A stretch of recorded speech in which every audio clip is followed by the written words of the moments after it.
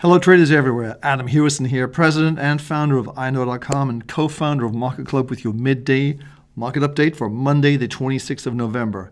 As we start the last trading week of November, what's really going on with the markets? On Friday, equities exploded to the upside, but is the move for real? We don't think so. And here's the reason why. We think our trade triangles are telling the story, and our trade triangles on both intermediate and longer term are negative still on equities.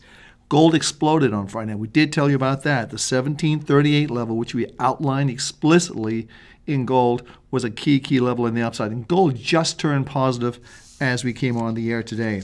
Also, oil in positive mode. Is it going to be the next big mover of the upside? We think so. And also, we think the markets are acting very well here. So at 89.69 basis, the January contract was the key there. And it's lower than that level now, but the key support level is 86. Let's go take a look at the markets right now, starting with our portfolio. And here we are, starting with our portfolio is minus 65 on the S&P 500. That's a trading range. And you can see here's the big move up. We had to put a Fibonacci in there, but it's not that important right now. So let me just take that off.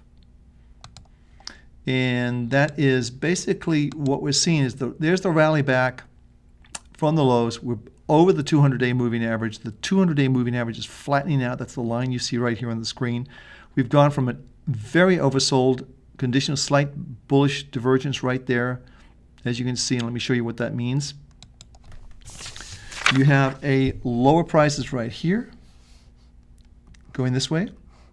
And then you have the market did not make a new low. So there's a divergence. Not unusual to have a rally. Excuse me, I beg your pardon. But not unusual to have a rally. We've seen that. Obviously, Friday was a very quiet day just to the end of the week on a very shortened trading week. Not many traders around. Boop, pushed it up.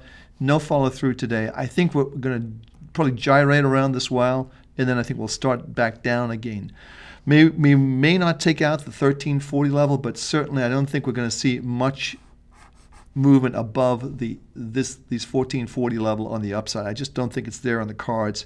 And I think this, if you remember, this is the previous area of resistance right here. So this was support.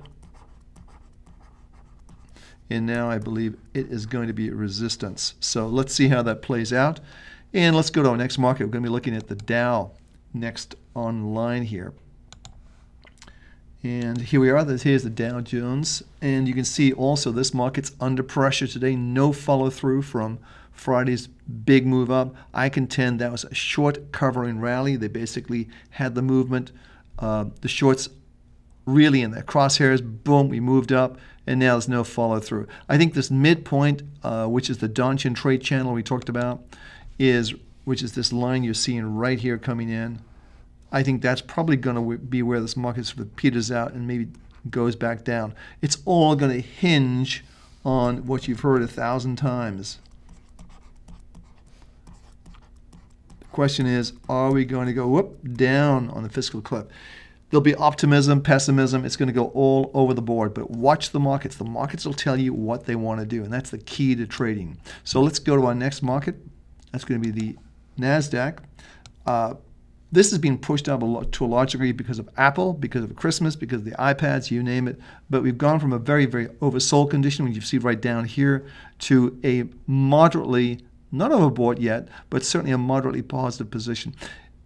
All of our trade triangles you can see, with the exception of the daily one, which we don't pay attention to on trading the indexes. The monthly and the weekly trade triangles are still negative, red, meaning this market's going to head back down again. Sooner or later, it'll be under pressure. And I think we're seeing a little bit of positive today simply because of the holidays, Cyber Monday. Well, who's going to benefit from Cyber Monday? It's going to be Apple, Amazon, some of the other markets like that. So again, we're below the 200-day moving average. We have been below the 200-day moving averages for several days now. It's on a new phenomenon. I think we'll see a little more pressure, and then we'll see the market start to come back down again. Let's move on to our next market. That's going to be crude oil.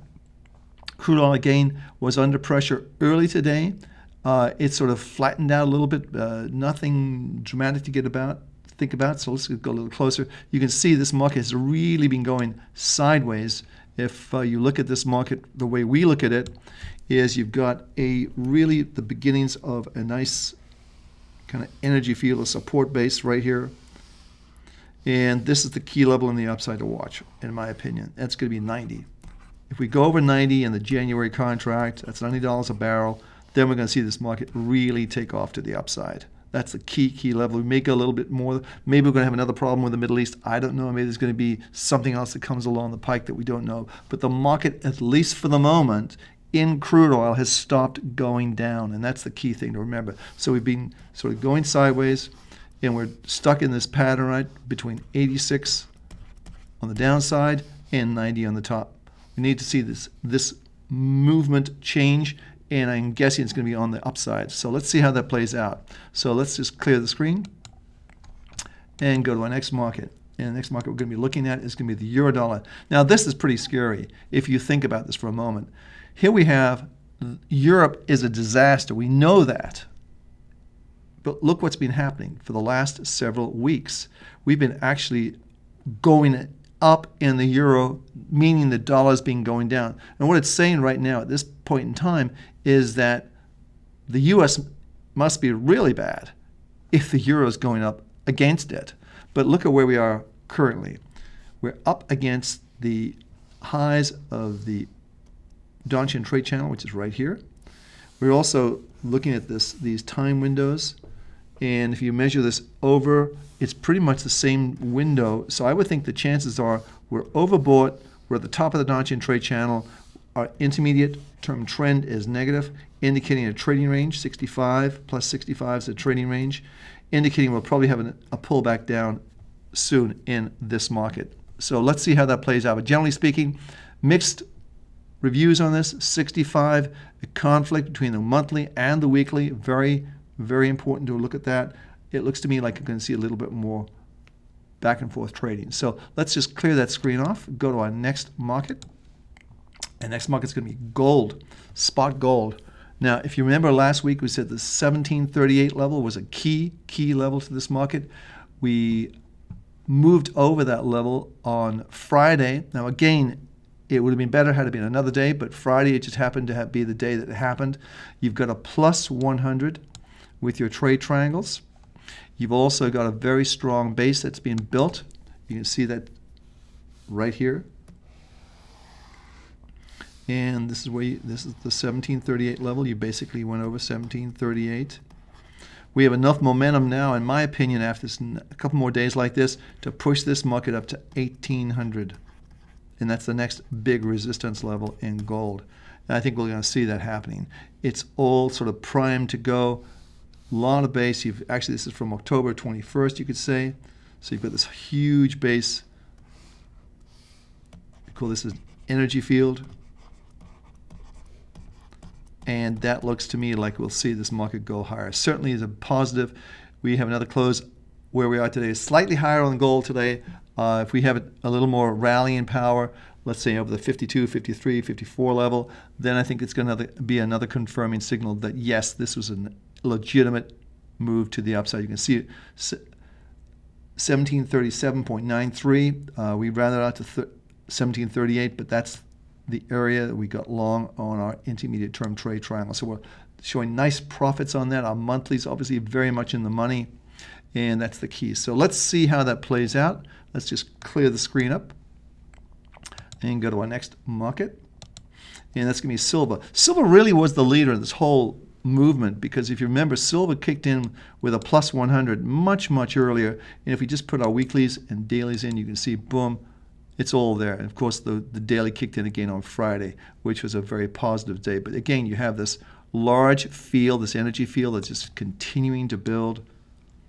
And it looks like it just wants to go higher. So let's see how that plays out. Generally speaking, we're looking for a move up to the 35 level right here. And that dovetails very nicely with this area here, which is previously resistance. So I expect that's going to be a blocking point in this market. We're currently about a dollar higher than we are currently trading, but I think that's the area that we're going to be watching for some sort of resistance in this market. The market's very in the overbought condition, but it can stay like that for quite some time. You can see right here. that stayed quite long, quite overbought for quite some time before correcting. So let's see how that plays out. In the last market we're looking at today, we looked at the trade triangles. There's nothing today worth speaking of. Very, very quiet, thin markets. And here's the copper. The copper is actually now higher for the day. It's up 0.38%, currently trading at 353.50. Resistance is right here where the Donchian, top of the Donchian trade channel, and the 355 level, which we outlined, plus the 200-day moving average. So it's going to be a big, big level to overcome, in my opinion. But longer term, we see copper going higher based on our monthly trade trials. Shorter term, it's an intermediate trading range. So we're at the top of the trading range, in my opinion.